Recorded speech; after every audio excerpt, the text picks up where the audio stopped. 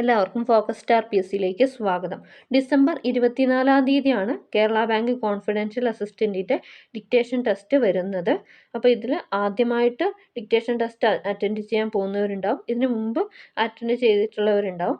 അപ്പോൾ ഇതിൽ ഇന്നത്തെ വീഡിയോയിൽ ഡിക്റ്റേഷൻ ടെസ്റ്റിന് പോകുമ്പോൾ നമ്മൾ എന്തൊക്കെ കാര്യങ്ങളാണ് കൊണ്ടുപോകേണ്ടത്, അതുപോലെ തന്നെ ഡിക്റ്റേഷൻ ടെസ്റ്റ് എഴുതുമ്പം എന്തൊക്കെ കാര്യങ്ങളാണ് ശ്രദ്ധിക്കേണ്ടത്, പിന്നെ അറിഞ്ഞിരിക്കേണ്ട കുറച്ച് കാര്യങ്ങളാണ് ഡിസ്കസ് ചെയ്യുന്നത്. ഇതിനു മുമ്പും വീഡിയോ ചെയ്തിട്ടുണ്ട്, അതിൽ പറഞ്ഞ കാര്യങ്ങൾ തന്നെയാണ് ഇതിലും പറയുന്നത്. എങ്കിലും എല്ലാവരും ഒന്ന് നോട്ട് ചെയ്ത് വെക്കുക. ഈ പോയിൻറ്റ്സൊക്കെ ഞാൻ മുമ്പ് ഡിക്റ്റേഷൻ ടെസ്റ്റിന് പോയപ്പോൾ എനിക്ക് ഉണ്ടായ കുറച്ച് കാര്യങ്ങൾ, അതായത് കുറച്ച് അനുഭവങ്ങൾ കൊണ്ട് എന്തൊക്കെ കാര്യങ്ങൾ ശ്രദ്ധിക്കണം എന്നുള്ള കാര്യങ്ങൾ പറയുകയാണ്. ഓക്കെ, അപ്പോൾ ഇതിൻ്റെ ലിസ്റ്റ് നമുക്ക് വന്നിട്ടില്ല, ഷോർട്ട് ലിസ്റ്റ് വന്നിട്ടില്ല. ഇന്നലെയാണ് ഒരു NCA നോട്ടിഫിക്കേഷൻ്റെ കോൺഫിഡൻഷ്യൽ അസിസ്റ്റൻറ്റിൻ്റെ ഷോർട്ട് ലിസ്റ്റ് വന്നത്. സെയിം ഡേറ്റിൽ നടന്ന എക്സാം ആയിരുന്നു. അപ്പോൾ എന്തായാലും ഈ ആഴ്ചയ്ക്കുള്ളിൽ നമുക്ക് ഷോർട്ട് ലിസ്റ്റ് വരും എന്ന് പ്രതീക്ഷിക്കാം. 120 വേർഡ്സ് പെർ മിനിറ്റ് ആണ് ഇതിൻ്റെ ഡിക്റ്റേഷൻ ടെസ്റ്റ് വരുന്നത്. ഹയർ ആണ്. അപ്പോൾ ഈ ടെസ്റ്റിന് പോകുമ്പോൾ കൊണ്ടുപോകേണ്ട കാര്യങ്ങൾ എന്തൊക്കെയാണെന്നുള്ളത് ആദ്യം നോക്കാം. ഹോൾ ടിക്കറ്റ്, പെന്ന്, പെൻസില്, പിന്നെ വേറെ എന്തെങ്കിലും റബ്ബറോ അല്ലെങ്കിൽ റൂളറോ അങ്ങനെ എന്തെങ്കിലും കൊണ്ടുപോകാനുണ്ടെങ്കിൽ അത്, പിന്നെ ഷോർട്ട് ഹാൻഡ് എഴുതിയെടുക്കാനുള്ള ബുക്ക്, അത് നമ്മൾ നിർബന്ധമായിട്ടും കൊണ്ടുപോകണം. ആ ബുക്ക് കൊണ്ടുപോകുമ്പോൾ പ്രത്യേകം ശ്രദ്ധിക്കേണ്ട കാര്യം എന്താണെന്ന് വെച്ച് കഴിഞ്ഞാൽ, നമ്മൾ സാധാ വരയിട്ട നോട്ട് പറ്റില്ല. നമ്മൾ ഡിക്റ്റേഷന് വേണ്ടിയിട്ട് ഉപയോഗിക്കുന്ന നോട്ട് തന്നെ വേണം. അവിടെ നമ്മൾ എക്സാം ഹോളിൽ പോയി കഴിഞ്ഞാൽ സാധാരണ ഉപയോഗിക്കുന്ന, അതായത് സാധാ വരയിട്ട നോട്ട് അവിടെ അലൗഡ് അല്ല. ചില എക്സാം സെൻറ്ററിൽ അങ്ങനെയാണ്, ആ നോട്ട് തന്നെ വേണം. അപ്പോൾ എന്ത് ചെയ്യാന്ന് വെച്ചാൽ, അവിടെ അങ്ങനെ വന്നിട്ടുള്ളവർക്ക് ചെയ്തത് എന്താണെന്ന് വെച്ച് കഴിഞ്ഞാൽ, അവിടെ ആ ഒരു ബുക്ക് കൊണ്ടുവന്നിട്ടുള്ളവരുടെ അടുത്ത് നിന്ന് പേജ് വാങ്ങിയിട്ട് അവർക്ക് കൊടുത്തിട്ട് അങ്ങനെയാണ് എഴുതിക്കുന്നത് കണ്ടിരുന്നത്. അപ്പോൾ അങ്ങനെ വരുമ്പോൾ നമ്മൾ ഈ പേജിൽ ഡിക്റ്റേഷൻ എടുക്കുമ്പോൾ നമുക്ക് അത്രയ്ക്ക് കംഫർട്ടബിൾ ആയിരിക്കില്ല, കറക്റ്റായിട്ട് എഴുതാൻ പറ്റില്ല. അതുകൊണ്ട് തന്നെ പോകുന്ന എല്ലാവരും മാക്സിമം ഈ ഒരു നോട്ട് സംഘടിപ്പിച്ചിട്ട് പോകാൻ വേണ്ടിയിട്ട് ശ്രമിക്കുക. പിന്നെ നമ്മൾ കൊണ്ടുപോകുന്ന ആ ഒരു ഡിക്റ്റേഷൻ എഴുതാൻ വേണ്ടിയിട്ട് കൊണ്ടുപോകുന്ന നോട്ടിൽ നമ്മുടെ പേരോ മറ്റുള്ള കാര്യങ്ങളോ ഒന്നും തന്നെ എഴുതാൻ പാടില്ല. ബ്ലാങ്ക് പേജസ് ആയിരിക്കണം ഉണ്ടായിരിക്കേണ്ടത്. അതായത് ഉപയോഗിക്കാത്ത ഫ്രഷ് ആയിട്ടുള്ള നോട്ടാണ് നമ്മൾ കൊണ്ടുപോകേണ്ടത്. പിന്നെ നമുക്ക് അവിടെ എത്തിക്കഴിഞ്ഞാൽ സാധാരണ എക്സാമിന് വരുന്ന പോലെ തന്നെയാണ് വെരിഫിക്കേഷൻ വരുന്നത്. എക്സാമിൻ്റെ ഡ്യൂറേഷൻ 1 മണിക്കൂർ 5 മിനിറ്റാണ്. ഇതെങ്ങനെയാണെന്ന് വെച്ച് കഴിഞ്ഞാൽ 5 മിനിറ്റാണ് ഡിക്റ്റേഷൻ ടെസ്റ്റ് വരുന്നത്. അതിൽ തന്നെ നമ്മൾ ഹോളിൽ പോയി കഴിഞ്ഞാൽ സാധാ നമ്മൾ PSC എക്സാം എഴുതുന്ന പോലെ തന്നെ വെരിഫിക്കേഷൻ ഉണ്ടാവും. നമുക്ക് സൈൻ ചെയ്യാനുള്ളതും കാര്യങ്ങളൊക്കെ ഉണ്ടാവും. പിന്നെ നമുക്ക് ഡിക്റ്റേഷൻ ട്രാൻസ്ക്രൈബ് ചെയ്യാനുള്ളൊരു പേപ്പർ അവർ തരും. അതിൽ നമ്മൾ രജിസ്റ്റർ നമ്പർ, പിന്നെ ടെസ്റ്റിൻ്റെ പേര്, എക്സാമിൻ്റെ ഡേറ്റ്, കാര്യങ്ങളൊക്കെ ഫില്ല് ചെയ്യാനുണ്ടാവും. പിന്നെ ഒരു ബ്ലാങ്ക് പേജസ് ആണ് ഉണ്ടാവുക. അപ്പോൾ ഇത് ഫില്ല് ചെയ്ത് കഴിഞ്ഞാൽ ചില എക്സാം സെൻറ്ററിൽ ഓരോ ഹോളിലേക്കും ഓരോ ഡിക്റ്റേഷൻ എടുക്കാനുള്ള ടീച്ചേഴ്സ് ഉണ്ടാവും. ചില എക്സാം സെൻറ്ററിൽ 1-2 ടീച്ചേഴ്സൊക്കെ ഉണ്ടാവുള്ളൂ. അപ്പോൾ എന്ത് ചെയ്യുമെന്ന് വെച്ച് കഴിഞ്ഞാൽ, ഇതുപോലെ നമ്മൾ ആ ഒരു വെരിഫിക്കേഷൻ കഴിഞ്ഞതിന് ശേഷം ഒരു ഹോളിലേക്ക് 2-3 ഹോളിലുള്ള ആൾക്കാരെ ഒരുമിച്ച് കയറ്റും. അപ്പോൾ ഒരു ബെഞ്ചിൽ 3 പേരൊക്കെ ആയിട്ട് അങ്ങനെ അഡ്ജസ്റ്റ് ചെയ്തിരുന്നിട്ട് ടീച്ചേഴ്സ് ഡിക്റ്റേഷൻ വായിക്കുകയാണ് ചെയ്യുന്നത്. 5 മിനിറ്റാണ് ഡിക്റ്റേഷൻ്റെ ഡ്യൂറേഷൻ.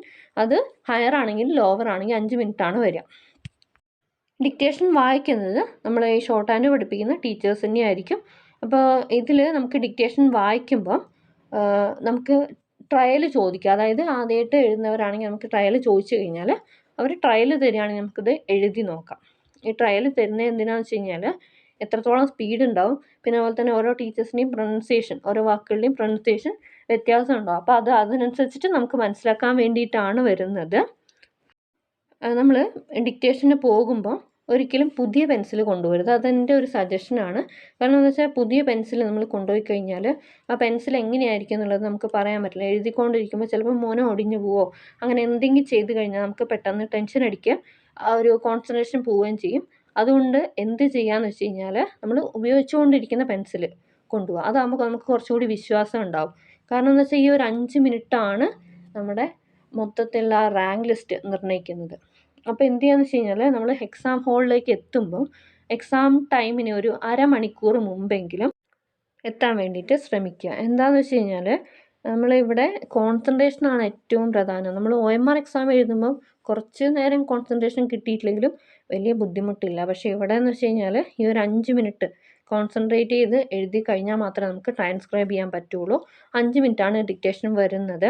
അപ്പോൾ ഇതിൽ ചിലർക്ക് ആദ്യമായിട്ട് എഴുതുമ്പോൾ ഒരു ടെൻഷൻ ഉണ്ടാവും. അപ്പോൾ ഈ ടെൻഷൻ കാരണം നമുക്ക് ആ ഒരു തുടക്കത്തിൽ എഴുതാൻ പറ്റില്ല. അപ്പോൾ എന്ത് ചെയ്യുക വെച്ചാൽ ആ ഒരു തുടക്കം കിട്ടാത്തത് കൊണ്ട് തന്നെ ഒരു ടെൻഷൻ ഉണ്ടാവും, ബാക്കിയുള്ള മൊത്തം പോവും. അപ്പോൾ ഈ ട്രയൽ അവർ ടീച്ചേഴ്സ് ട്രയൽ തരുമല്ലോ, ആ സമയത്ത് കറക്റ്റായിട്ട് ഒന്ന് എഴുതി നോക്കുക. കോൺഫിഡൻസ് ഉണ്ടായിരിക്കുക എന്നുള്ളതാണ് ഏറ്റവും പ്രധാനം. അപ്പോൾ എന്ത് ചെയ്യുക, നല്ല കോൺഫിഡൻസോട് കൂടിയിട്ട് ശ്രദ്ധിച്ച് എഴുതുക. അതുപോലെ തന്നെ ഫസ്റ്റിലുള്ള കുറച്ച് വേർഡ്സ് നന്നായിട്ട് ഓർത്ത് വെച്ചിട്ട് എഴുതാൻ വേണ്ടിയിട്ട് ശ്രമിക്കുക. ഓക്കെ, ഇത്രയും മാത്രമേ ഈ ഡിക്റ്റേഷൻ ടെസ്റ്റ് എഴുതിയെടുക്കുമ്പോൾ നമുക്ക് പറയാനുള്ളൂ. മറ്റൊരു കാര്യം, നമ്മളിവിടെ എഴുതിയെടുത്ത ഷോർട്ട് ഹാൻഡിൽ എഴുതിയെടുത്ത ആ ഒരു മാറ്റർ നമ്മുടെ ആൻസർ ഷീറ്റിൻ്റെ കൂടെ അറ്റാച്ച് ചെയ്യണം. അപ്പോൾ എന്ത് ചെയ്യാന്ന് വെച്ച് കഴിഞ്ഞാൽ മാക്സിമം ഇംഗ്ലീഷിൽ എഴുതാതെ ഷോർട്ട് ഹാൻഡിൽ തന്നെ എഴുതാൻ വേണ്ടിയിട്ട് ശ്രമിക്കുക. ഇതും കൂടി വാല്യുവേഷന് വരുന്നതാണ്. പക്ഷേ ആർക്കും ഈ ഒരു സമയത്ത് ഡിക്റ്റേഷൻ്റെ സമയത്ത് ഇംഗ്ലീഷിൽ എഴുതാൻ വേണ്ടിയിട്ട് പറ്റില്ല. അപ്പോൾ ഈ ഒരു നമ്മൾ ഷോർട്ട് ഹാൻഡ് എഴുതിയെടുത്തതും കൂടി അതിലേക്ക് അറ്റാച്ച്മെൻറ്റ് വരുന്നുണ്ട് എന്നുള്ളത് പ്രത്യേകം ശ്രദ്ധിക്കാം. ഓക്കെ, പിന്നെ അത് കഴിഞ്ഞതിന് ശേഷം നമുക്ക് തിരിച്ച് ഹാളിൽ പോയി കഴിഞ്ഞ് 1 മണിക്കൂർ സമയമാണ് നമുക്ക് ട്രാൻസ്ക്രൈബ് ചെയ്യാൻ വേണ്ടിയിട്ട് കിട്ടുക. അപ്പോൾ അവിടെ നമ്മൾ ട്രാൻസ്ക്രൈബ് ചെയ്യുമ്പോൾ എഴുതിയ വേർഡ്സ് കൂടാതെ, അതായത് നമ്മൾ ഈ ഡിക്റ്റേഷനിൽ എഴുതിയെടുത്ത വേർഡ്സ് കൂടാതെ എക്സ്ട്രാ വേർഡ്സ് ഒന്നും ആഡ് ചെയ്യാൻ വേണ്ടിയിട്ട് ശ്രമിക്കരുത്, നെഗറ്റീവ് മാർക്ക് വരും. ഓക്കെ, അവിടെ ഇല്ലാത്ത വേർഡ്സ് എഴുതി കഴിഞ്ഞാൽ നെഗറ്റീവ് മാർക്ക് വരും. അപ്പോൾ ഇവിടുത്തെ വാല്യുവേഷൻ എങ്ങനെയാണെന്നുള്ള കാര്യങ്ങളൊന്നും എനിക്ക് കറക്റ്റ് അറിയില്ല. അപ്പോൾ ടെസ്റ്റിൻ്റെ കാര്യങ്ങളൊക്കെ ഇങ്ങനെയാണ് വരുന്നത്. ഇനി കുറച്ച് കാര്യങ്ങൾ കൂടി പറയാം.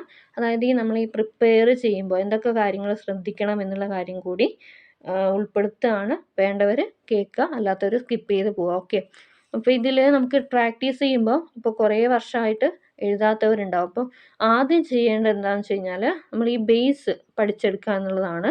ഇനിയിപ്പോൾ അത്ര സമയമൊന്നുമില്ല, നിങ്ങൾ 1-2 ദിവസം കൊണ്ട് മാക്സിമം ആ ബേസ് പഠിച്ചെടുക്കുക.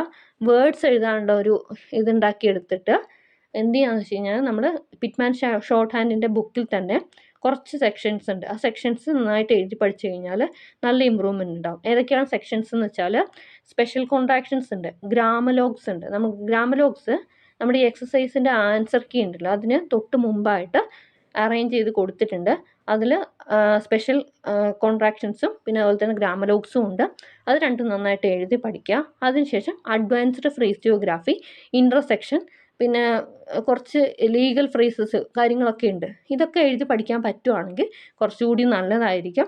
എന്താണെന്ന് വെച്ച് കഴിഞ്ഞാൽ നമ്മളിവിടെ 120 വേർഡ്സ് പെർ മിനിറ്റ് ആയതുകൊണ്ട് തന്നെ അഡ്വാൻസ്ഡ് ഫ്രേസിയോഗ്രാഫി വെച്ചിട്ട് എഴുതി കഴിഞ്ഞാൽ വളരെയധികം ഈസി ആയിരിക്കും. അഡ്വാൻസ്ഡ് ഫ്രേസിയോഗ്രാഫി എന്നതുകൊണ്ട് ഉദ്ദേശിക്കുന്നത് 2-3 വേർഡ്സ് കൂട്ടി ഒരുമിച്ച് ഒറ്റ ഒരു സ്ട്രോക്ക് അല്ലെങ്കിൽ ഒറ്റ ഒരു ഔട്ട്ലൈനായിട്ട് എഴുതാൻ പറ്റുവാണെങ്കിൽ അത്രയും നല്ലതാണ്. ഓക്കെ, ആ ഒരു രീതിയിൽ പ്രാക്ടീസ് ചെയ്യുക. പിന്നെ പ്രാക്ടീസ് ചെയ്യുമ്പോൾ ഓവർ കോൺഫിഡൻസ് പാടില്ല. അതായത് ഇപ്പോൾ ചിലപ്പോൾ ഈ ഒരു എക്സാമൊക്കെ, അതായത് ഇതിൻ്റെയൊക്കെ എക്സാമൊക്കെ കഴിഞ്ഞ് കുറച്ച് കഴിഞ്ഞിട്ടേ ഉണ്ടാവുള്ളൂ, അതായത് ഒരു 2 മാസമൊക്കെ ആയിട്ടുണ്ടാവുള്ളൂ. അങ്ങനെയുള്ള ആൾക്കാരോടാണ് പറയുന്നത്. അതായത് എനിക്ക് എന്തായാലും കിട്ടും എന്നുള്ളൊരു ബോധ്യത്തോട് കൂടിയിട്ട് എഴുതി പഠിക്കാതിരുന്നു കഴിഞ്ഞാൽ എന്തായാലും കിട്ടില്ല. പിന്നെ ഇനിയിപ്പോൾ തീരെ കോൺഫിഡൻസ് ഇല്ലാത്തവർക്കാണെങ്കിൽ പറയുന്നത് നിങ്ങളൊന്നും നോക്കണ്ട, വേർഡ്സും പിന്നെ അതുപോലെ തന്നെ പാരഗ്രാഫും നല്ലോണം എഴുതി പഠിക്കുക. എഴുതി പഠിച്ചു കഴിഞ്ഞാൽ സ്പീഡ് താനെ ഡെവലപ്പ് ആവും. പിന്നെ നമുക്ക് ഈ ഒരു ഷോർട്ട് ഹാൻഡിൻ്റെത് ഏത് സ്പീഡാണെങ്കിലും നമുക്ക് യൂട്യൂബിലൊക്കെ വീഡിയോസ് അവൈലബിൾ ആണ്. അതിനനുസരിച്ച് പ്രാക്ടീസ് ചെയ്യുക. പിന്നെ വേറൊരു കാര്യം ഞാനിപ്പോൾ പ്രാക്ടീസ് ചെയ്യുമ്പോൾ കണ്ടുപിടിച്ച ഒരു കാര്യമാണ്. അതായത് നമുക്ക് ഈ കൈലാഷ് ചന്ദ്ര ട്രാൻസ്ക്രിപ്ഷൻസ് കിട്ടും. അത് നമ്മൾ സൈറ്റിൽ നിന്ന്, അതായത് ഗൂഗിളിൽ സെർച്ച് ചെയ്തിട്ട് അതൊന്ന് ഡൗൺലോഡ് ചെയ്തെടുത്തു കഴിഞ്ഞാൽ നല്ല ഒരു ഡിക്റ്റേഷനാണ് അതിൽ പറയുന്നത്. അതായത് ട്രാൻസ്ക്രിപ്ഷനും കാര്യങ്ങളൊക്കെ ആണെങ്കിലും അതിൽ കുറേ അഡ്വാൻസ്ഡ് ഫ്രേസിയോഗ്രാഫിയും മറ്റുള്ള കാര്യങ്ങളൊക്കെ ഉണ്ട്. അപ്പോൾ അത് ആ ഒരു പാരഗ്രാഫുകളൊക്കെ എഴുതി പഠിച്ചു കഴിഞ്ഞാൽ നല്ല ഇമ്പ്രൂവ്മെൻറ്റ് വരുന്നുണ്ട്. ഓക്കെ, അപ്പോൾ ഇനി കുറഞ്ഞ സമയം മാത്രമേ ഉള്ളൂ. നല്ല രീതിയിൽ പ്രിപ്പയർ ചെയ്യാം. ഇത്രയൊക്കെ കാര്യങ്ങളെ പറയാനുള്ളൂ. Okay, thanks for watching. Have A nice day.